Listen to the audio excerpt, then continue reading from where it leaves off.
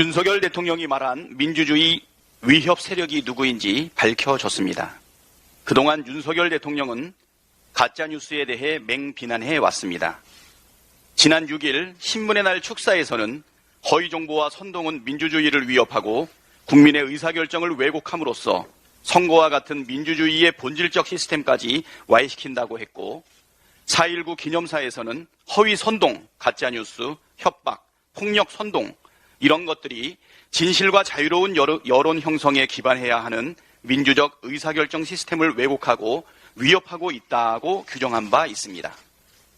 그런데 윤석열 대통령의 워싱턴 포스트 인터뷰 발언에 대해 대통령실과 국힘당에서 주어가 없다고 해명한 것이 새빨간 거짓말로 드러났습니다.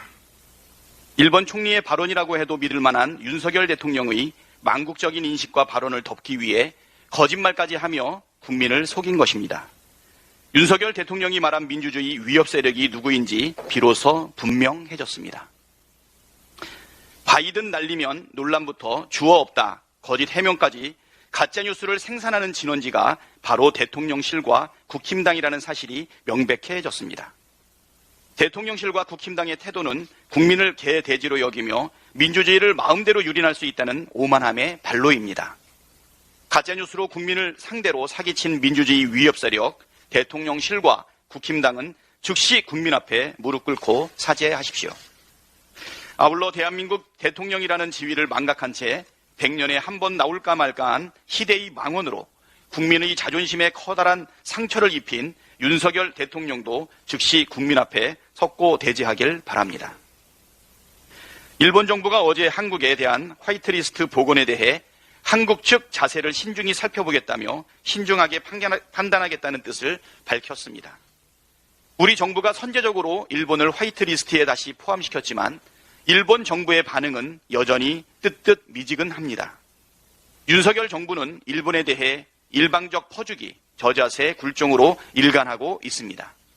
한일 정상회담 직전 강제징용 제3자 배상안을 밀어붙인 것도 그렇고 김태효 대통령실 제1차장이 한미 정보 동행에 일본의 참여 가능성이 크다고 밝힌 것도 그렇고 일본에 대한 일방적인 구애가 차고 넘칩니다.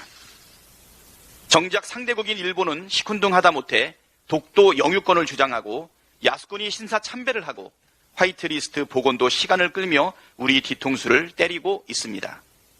일본을 대하는 윤석열 정부의 태도를 보면 도대체 무슨 생각으로 시종일관 저자세인지 모르겠습니다.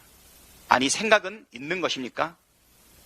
게다가 윤석열 대통령은 자신을 대한민국 영업사원이 아니라 일본 총리라고 착각하는지 일본 정부의 입장을 연신 대변하고 있습니다. 이 정도면 무슨 커다란 약점이라도 잡혔나 의심이 들 정도입니다. 혹시 치명적인 약점을 도청이라도 당했나요? 윤석열 대통령과 정부는 지금이라도 굴종적인 대일 외교 노선을 폐기하십시오. 떡줄 사람은 꿈도 안 꾸는데 김칫국부터 마시는 미련한 짓은 그만두십시오. 대한민국 영업사원이 맞다면 일본의 국익이 아니라 대한민국의 국익을 최우선에 두고 행동하십시오. 한미 정상회담이 임박했습니다. 오므라이스 만찬 청구서도 만만치 않은데 갈비찜 만찬 청구서에는 얼마나 큰 액수가 적혀 있는지 이러다 살림살이 풍비박산 나는 것은 아닌지 국민의 걱정이 태산 같습니다.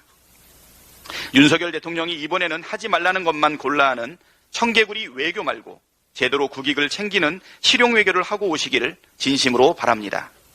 고작 5년짜리 정권이 겁도 없이 국가와 국민을 위험에 빠뜨리는 대형 사고를 쳐서야 되겠습니까?